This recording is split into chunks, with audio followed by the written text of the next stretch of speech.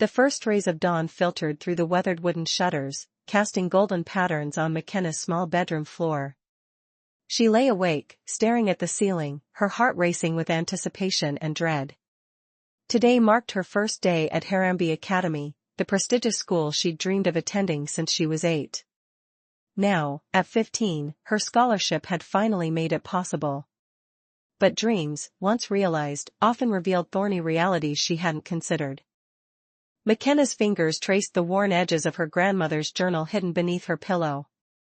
Inside was the story of their family's legendary mango tree, a tree that had supposedly saved their village during the Great Drought decades ago. Her grandmother claimed the tree produced the sweetest mangoes in all of Kenya, fruits so magical they could heal rifts between enemies and reveal one's true destiny. Folklore, her father had scoffed when she mentioned it last night. Focus on your studies, not old women's tales.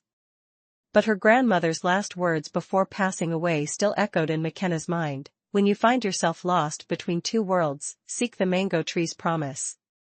The small carved wooden box on her dresser contained the only physical connection to that promise, a single mango seed, polished smooth from years of her grandmother rubbing it like a worry stone. Makena slipped it into her pocket as she heard her mother calling from downstairs. The matatu ride to Harambee Academy took 45 minutes, carrying Makena from the familiar dusty streets of her community to the sprawling campus with its manicured lawns and stone buildings that looked like they belonged in another century. With each kilometer, the knot in her stomach tightened. Would they see through her immediately? Recognize that she didn't belong? Remember why you're here, she whispered to herself, fingers closing around the mango seed in her pocket. Remember who came before you. The academy's massive iron gates opened like a mouth ready to swallow her whole. Students streamed past in their crisp uniforms, their confident laughter and easy conversation highlighting Makena's isolation. Her second-hand uniform, though meticulously pressed, felt like a costume. You must be Makena Omondi, a sharp voice cut through her thoughts. A tall woman with silver-streaked hair pulled into a severe bun stood before her. I'm Dr. Winters, academic advisor for scholarship students. The way she emphasized scholarship made Makena wince. Follow me, Dr. Winters continued without waiting for a response. You've been assigned a peer mentor, Zuri Mureithi. The name hit Makena like a physical blow. Zuri Mureithi, daughter of the most influential family in the district. The same family whose company had tried to buy out half the shops in Makena's neighborhood last year, including her father's small bookstore. As they entered the grand hall, a group of students parted to reveal a girl with perfectly styled hair and an aura of casual authority. Her uniform looked as though it had been tailored specifically for her, and probably had been. Zuri, this is the scholarship student I mentioned, Dr. Winters said. Zuri's perfectly arched eyebrow rose slightly as her gaze traveled from Makena's worn shoes to her face. The flicker of recognition in her eyes confirmed Makena's fears. She knew exactly who Makena was and where she came from. Welcome to Harambee, Zuri said, her smile not quite reaching her eyes. I'm sure you'll find it enlightening. As Dr. Winters walked away, Makena felt the weight of the mango seed in her pocket. Her grandmother had always said that the seed carried the wisdom of their ancestors, that when planted in fertile ground, it would reveal paths hidden from ordinary sight. Standing there, caught between Zuri's calculating gaze and the curious stares of other students, Makena wondered if Harambee Academy would prove to be the fertile ground her grandmother had spoken of, or if she had made a terrible mistake by coming here at all. 2 weeks into the term, Makena had developed a carefully calibrated routine.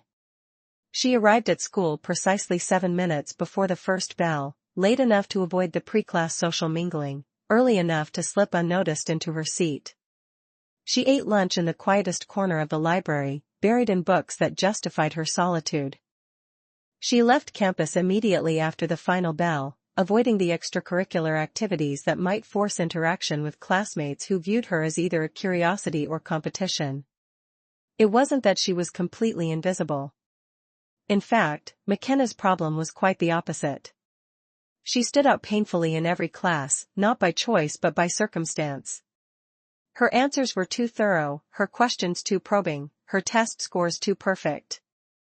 Teachers praised her publicly, unaware that each compliment was another brick in the wall between her and her classmates. Omondi, excellent analysis again, Mr. Kamani, their literature teacher, had declared that morning. Perhaps the rest of you could learn from her dedication. The subtle shifting of bodies away from her was immediate, leaving Makena in a bubble of isolation at her desk. Now, sitting in the advanced mathematics class, Makena tried to make herself smaller as Ms. Alma distributed the results of their first major assessment. I'm disappointed in most of you, Ms. Alma said, her voice sharp with disapproval. The average score was barely passing. With 2 exceptions. Makena stared intently at her desk, knowing what was coming. Ms. Omondi and Ms. Mureithi were the only students to achieve perfect scores. All eyes swiveled between Makena and Zuri, who sat across the room, surrounded by her ever-present entourage. While Makena had hoped to find an ally in her assigned mentor, Zuri had shown her around campus on the first day with mechanical efficiency before effectively disappearing from her life, except for the occasional calculating glance across a classroom or hallway. When the bell rang, Makena gathered her books quickly, but not quickly enough. Omondi. Zuri's voice stopped her at the door. A word. Reluctantly, Makena stepped aside, allowing other students to file past. Some shot curious glances their way, others smirked in anticipation of whatever public humiliation they assumed was coming. When they were alone, Zuri's perfectly composed facade shifted almost imperceptibly. You need to stop showing off, she said, her voice low and tense. I'm not. My father didn't donate the science wing so I could be outshone by a scholarship case, Zuri continued. Especially not one whose father is organizing shopkeepers against Mureithi enterprises. The mention of her father's resistance movement against the Mureithi family's aggressive expansion plans made Makena's throat go dry. That has nothing to do with school, Makena managed. Everything has to do with everything, Zuri replied. The Harvest Festival is next weekend. The Harambee tradition is for first-year students to present a cultural performance. You've been assigned to my group. I didn't sign up for. You didn't need to. I signed you up, Zuri's smile was weaponized politeness. We're doing a traditional dance. Rehearsals start tomorrow at 4. I can't stay after school, Makena protested, thinking of her responsibilities at home, at her father's shop. Then I guess you'll have to learn the steps on your own, Zuri shrugged. Either way, you'll be on that stage. It would be unfortunate if you embarrassed yourself in front of the entire school. Including the scholarship committee. As Zuri walked away, Makena's hand closed around the mango seed in her pocket, its smooth surface no longer comforting but mocking. What good was her grandmother's promise now? The seed represented a heritage Makena had been proud of until coming here. Now it felt like evidence of everything that set her apart. That evening, as rain pounded against the tin roof of her family's modest home, Makena finally broke down and told her parents about the Harvest Festival. You should quit that school, her father said immediately, his eyes flashing with anger. They're trying to humiliate you, just like they try to humiliate anyone who stands against them. Baba, no, Makena protested. I've worked too hard for this opportunity. Her mother, quieter but no less fierce, took Makena's hands. Then you will dance better than any of them. And I will help you. The drumbeats filled their small living room as Makena's mother demonstrated the flowing movements of the traditional dance again. Despite the late hour and her aching muscles, Makena mirrored the gestures, determined to master every nuance. For the past week, they had created this midnight ritual, pushing aside furniture to practice after Makena finished her homework and household chores. Your grandmother was a celebrated dancer in our village before she married, her mother revealed during their first session. These movements flow in your blood. Now, as Makena completed the difficult sequence without error for the first time, she caught a glimpse of tears in her mother's eyes. Why are you crying, Mama? She asked, lowering her arms. Because you dance like her, her mother whispered. And because I never had the courage to dance at all. That night, Makena learned how her mother had abandoned her own artistic pursuits under the pressure of practical concerns, a story that mirrored so many in their community, where dreams often withered before they could fully bloom. The next day at school, Makena arrived at the auditorium for the first group rehearsal, her body still remembering the precise movements practiced into the early hours. Zuri and 5 other girls were already there, whispering among themselves. Their conversation halted abruptly when Makena entered. "We didn't think you'd come," one girl said with feigned sweetness. Zuri assessed Makena with cold calculation. "Do you even know the basics of traditional dance?" Rather than answering, Makena set down her bag and moved to the center of the small stage. With a deep breath, she began the opening sequence her mother had taught her, movements more complex and authentic than what she'd observed the other girls practicing before she entered. When she finished, the silence in the auditorium had a different quality. Zuri's expression had transformed from dismissive to something more complicated. "Where did you learn that?" she demanded. "My mother." "And her mother before her," Makena answered simply. Something flickered across Zuri's face, recognition, perhaps, or the first hint of respect. "Show me that again," she said, stepping forward. For the next hour, the dynamic subtly shifted. While not exactly friendly, the rehearsal became collaborative. Makena demonstrated traditional variations while Zuri, whose technical training was evident, suggested refinements. The other girls followed their lead, some reluctantly, others with growing interest. As they were leaving, Zuri lingered behind with Makena. "My grandmother was a traditional dancer too," she said abruptly. "Before she married my grandfather and became a proper Mureithi." Makena blinked in surprise at this unexpected confidence. "She had to give it up," Zuri continued. "It wasn't considered appropriate for someone in her position." Before Makena could respond, Zuri's walls snapped back into place. "Be here same time tomorrow. We have a lot of work to do." That evening, as Makena helped in her father's bookshop, a customer she'd never seen before lingered by the poetry section. An elderly woman with aristocratic features and expensive but subtle clothing. She selected a volume of traditional Swahili poetry and brought it to the counter. "You move like a dancer," the woman observed as Makena wrapped her purchase. Makena looked up, startled.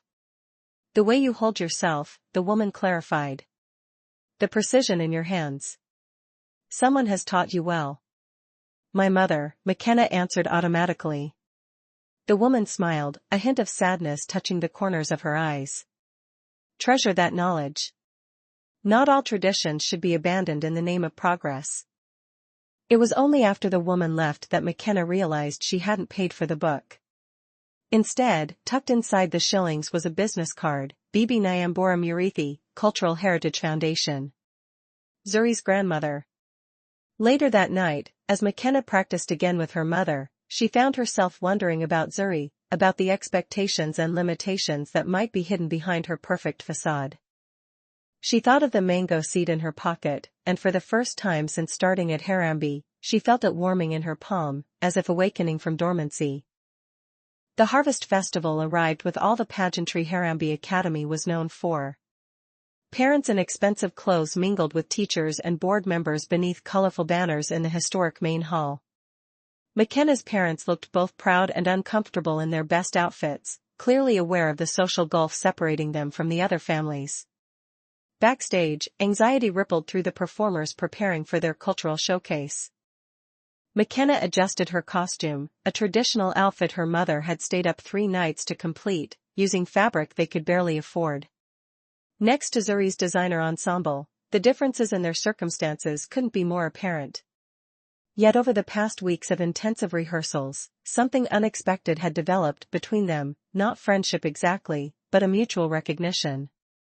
"My grandmother is here," Zuri said suddenly, appearing beside Makena. "She rarely attends these functions." Makena nodded, recognizing the significance of this disclosure. "The woman from the bookshop." Zuri's eyes widened slightly. "She went to your father's store?" Before Makena could respond, the stage manager called their group to positions. As they took their places behind the woven reed curtain, Zuri whispered, "Remember, just like we practiced." But when the drums began and the curtain rose, Makena immediately sensed something was wrong. The tempo was dramatically faster than what they had rehearsed, the percussion arrangement altered to include complex rhythms that disrupted their carefully practiced timing. She caught Zuri's momentary panic before the other girl composed herself and began the opening sequence. Makena followed, her body remembering her mother's guidance: when the rhythm changes, don't fight against it, flow with it like water around stones. The other girls struggled visibly, some missing steps, others falling behind the accelerated beat. Then something remarkable happened. Zuri, instead of maintaining her solo spotlight as planned, moved closer to Makena. Together, they began to improvise around the challenging drums, creating a duet that incorporated both traditional elements and responsive innovations. Seeing their lead dancers adapting, the other girls gradually found their way back into the performance. What had been designed as a potential humiliation transformed into something authentic and moving. By the final crescendo, the audience was completely engaged, and when the dance concluded, the applause was thunderous. Backstage, flushed with exertion and unexpected triumph, the girls gathered in a circle of shared accomplishment. "Who changed the music?" one finally asked. "My father," Zuri admitted quietly. "I heard him instructing the drummers before the show." The implications hung in the air. Mureithi Sr. had attempted to sabotage their performance, or more specifically, to sabotage Makena. "Why didn't you warn us?" another girl demanded. Zuri's gaze met Makena's. "Because I didn't know how we would respond." A pause. "But I hoped we might rise to the challenge." Later, as the festival continued with a feast and speeches, Makena found herself approached by Bibi Nyambura Mureithi, who carried herself with the dignified grace of a woman who had once been a dancer. "Your performance honored the traditions," the older woman said. "And yet, you weren't afraid to adapt them when necessary." "Thank you, Bibi," Makena replied respectfully. "My granddaughter speaks highly of your abilities, both in dance and in your studies." Her eyes, shrewd and assessing, reminded Makena of Zuri's. "It's been many generations since the women in our family acknowledged the value of their artistic heritage." Later that evening, as families prepared to depart, Makena found Zuri waiting near the entrance where her parents were saying goodbyes to her teachers. "My grandmother wants to establish a scholarship," Zuri said without preamble. "For traditional arts at Harambee. She wants your mother to consult on the dance curriculum." Makena stared, speechless at the implications, not just for her family's financial situation, but for what it might mean for her community's cultural traditions to be valued in a place like Harambee. "Why?" she finally managed. Zuri looked toward where her own parents stood, her father's expression thunderous as he observed his mother speaking animatedly with Makena's parents. "Because some battles aren't fought with property deeds and development plans," Zuri said. "Some are fought by remembering who we were before all that seemed important." As Makena left with her beaming parents, she felt the mango seed in her pocket. For the first time since arriving at Harambee, it seemed to pulse with possibility rather than burden. Perhaps her grandmother had been right about its promise after all. Spring came to Harambee Academy, transforming the austere campus with explosions of color. In the eastern corner of the grounds, near the old greenhouse that had been repurposed as the new Cultural Arts Center, a small tree spread its young branches toward the sun. Makena knelt beside it, carefully turning the soil as she had every week since planting her grandmother's mango seed at the winter solstice. According to all botanical logic, the tropical tree shouldn't have survived the cold months, yet it had not only endured but thrived. "You're going to be late for the board meeting," Zuri called, approaching with a watering can. "Just finishing," Makena replied, rising and brushing soil from her hands. The past 6 months had brought changes neither girl could have imagined during their first tense encounters. Bibi Nyambura's Cultural Heritage Foundation had indeed established both a scholarship program and an arts curriculum that celebrated the traditions of Kenya and beyond. Makena's mother, initially hesitant, now taught traditional dance twice weekly to a surprisingly enthusiastic group of students and community members. More significantly, the foundation had sparked conversations about sustainable development that honored cultural legacies, conversations that had finally brought Makena's father and Zuri's to the same table, if not exactly as friends, then as stakeholders in a shared future. Are you nervous? Zuri asked as they walked toward the administrative building. Makena nodded. Today's presentation to the board would determine whether their proposal for a community garden, one that would preserve indigenous plants and traditional agricultural knowledge, would receive the school's backing. Remember, Zuri said, half those board members eat at my family's table. And the other half are afraid of my grandmother. Makena smiled at that. Bibi Nyambura had become a formidable ally, wielding her social influence with the precision of a master strategist to create space for change within the rigid structures of both Harambee Academy and the Mureithi business empire. The board meeting proceeded with the formal efficiency typical of the institution, until finally, Principal Njenga called their names. Standing together at the front of the mahogany-paneled room, Makena and Zuri presented their vision, not just for a garden, but for a living classroom that would connect students to the environmental wisdom of previous generations while addressing contemporary challenges. The first planting will include a mango tree already growing on campus, Makena explained, sharing the story of her grandmother's seed and the legend of the drought-ending tree, careful to frame it as cultural heritage rather than mere superstition. While mangoes aren't native to this climate, Zuri added, smoothly transitioning to the practical aspects, our research indicates that with proper care and the microclimate we've designed, this particular hybrid has excellent chances of producing fruit within 5 years. As questions came from the board members, some skeptical, others intrigued, Makena realized how much she had grown since that first intimidating day at Harambee. She was no longer the outsider trying to become invisible, nor was Zuri the privileged antagonist. They had found something more valuable than either conformity or competition, partnership built on mutual respect for their differences and recognition of their shared humanity. When the vote came back unanimously in favor of their proposal, the triumph belonged not just to them but to the coalition they represented, students from different backgrounds, community members, teachers who believed education should honor diverse knowledge systems. Later, as dusk painted the sky in shades of gold and purple, Makena and Zuri sat beneath the young mango tree. They had been joined by a small group of friends, some from Harambee's elite circles, others scholarship students, and several from Makena's neighborhood who had become regular participants in the cultural programs. My father finally asked about the tree, Zuri said, breaking a comfortable silence. He wanted to know why his mother is so attached to this project. What did you tell him? Makena asked. The truth. That before the Mureithis were developers, before they were even wealthy, they were caretakers of mango orchards. That his grandmother used to say the sweetest mangoes came from trees that had known both drought and flood, because they developed the deepest roots. Makena smiled, thinking of her own grandmother's stories. Do you think our tree will ever bear fruit this far from its native soil? I don't know, Zuri admitted. But that's not really the point, is it? Makena understood what she meant.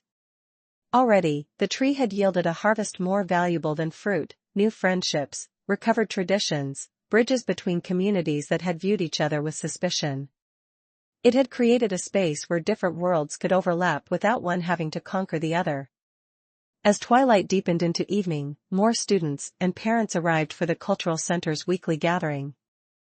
Makena watched as her father engaged in animated conversation with a board member while her mother guided a group of girls, including Zuri, through the opening positions of a dance that had nearly been forgotten. The mango tree stood witness to it all, its young branches reaching upward with the promise of growth, its roots extending unseen beneath the soil, connecting past to present and creating foundation for the future. When you find yourself lost between two worlds, seek the mango tree's promise, her grandmother had said. Makena now understood that the promise wasn't about choosing one world over another, but about finding the courage to plant something new where different worlds meet, and the patience to nurture it until it bears fruit for everyone to share.